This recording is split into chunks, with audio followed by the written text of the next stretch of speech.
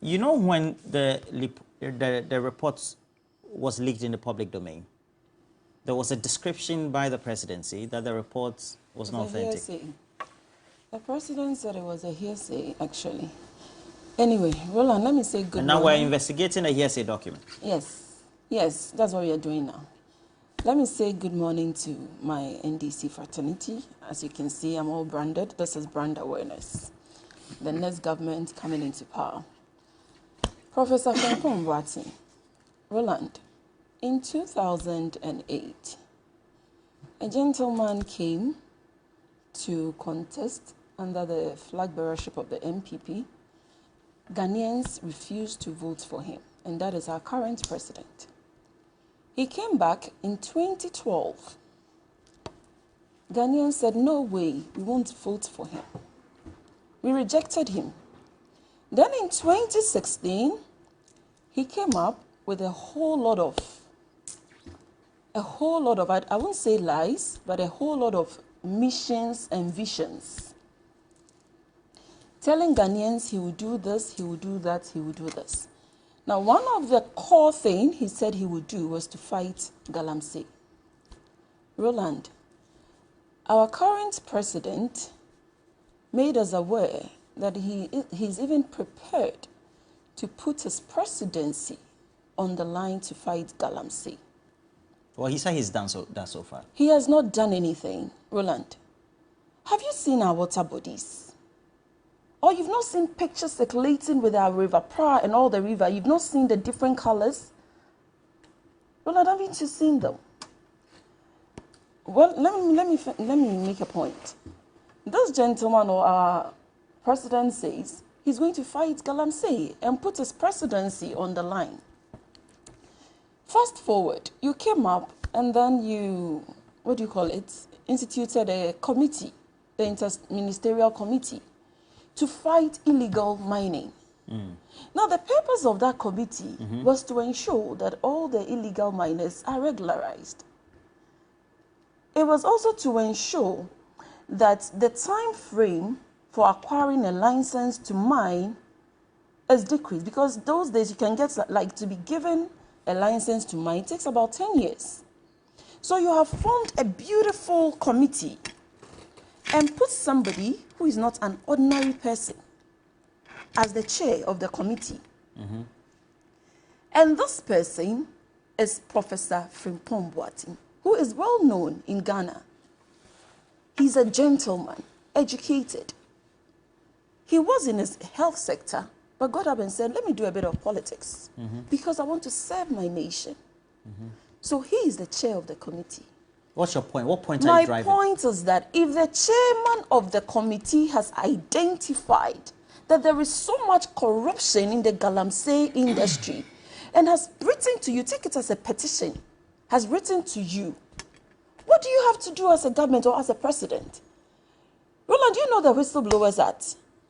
Let's take it that Professor Frimpong Boateng is a nobody and just came up to tell the president that in the Galamsey industry, your own people who say they are fighting Galamsey are not doing so. And so investigate them. The Whistleblowers Act is supposed to give him protection. And here is the case that the prof has come up with XYZ, and all the best you can do is to put him through the stress. Well, Roland, let me finish. It's a report that he's brought up. Yes, so he's if brought it's a being report. investigated according to so why the wrong. arrest? Why does the arrest come in? There is a difference between somebody being called to answer questions and somebody being arrested. Prof said he was called. So now he's become an accused person. Exactly. How is that possible? I am calling you to call some people to order. Now you turn around and make me an accused person. This is how unfair MPP government is. How can you do this to a whole professor who has an image to protect, a whole professor who knows exactly what he's talking about? He's just not talking. He knows exactly what he's talking about. He has mentioned names. And those names have come up to deny. Now, you, the special prosecutor, you want to investigate. What is the arrest to the extent of he being given bail? Where is he running to? I mean, this is so unfair. Roland, this is unfair. And this is how the NPP government is going about things in this country.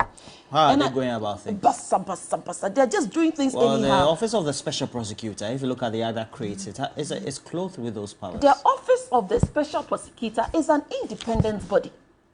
It's an independent body. Supposed to be, yes. It's supposed to be. The president is not supposed to go and micromanage them or be involved in anything. My question is, why is Professor Frimpong Boateng arrested? Why? To the extent that they carried him to his house to go and see where he lives, Professor Frimpong Boateng, somebody who was the first surgeon in terms of heart surgery in this country. I mean,